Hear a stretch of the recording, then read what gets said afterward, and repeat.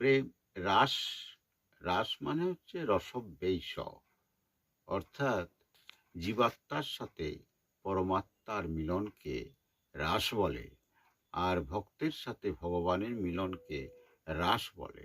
সেই রাস বা রস যুক্ত যা জিনিস তাকে হ্যাঁ রাস, আনন্দের মুখর রাস বলে।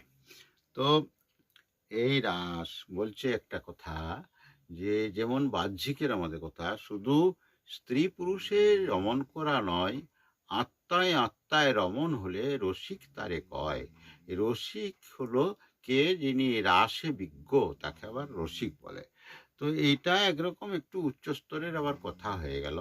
যাই হোক, কিন্তু এই আত্মায় আত্মায় মিলন, মনে মনে মিলন, এটা সেই পরমাত্মার সাথে সেই রকম ভাব। আর আমাদের যত্র জীব তত্রই যদি কৃষ্ণ হয়, শিব হয়, তো প্রত্যেকের মধ্যে সেই দর্শন করে তাদের সাথে সেই রকম মন নিয়ে হোলি খেলো, রাস আনন্দ করো, সবই কিন্তু ভালো হয়।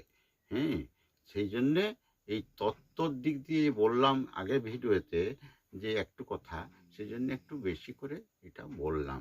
জয় গুরু, জয় গুরু।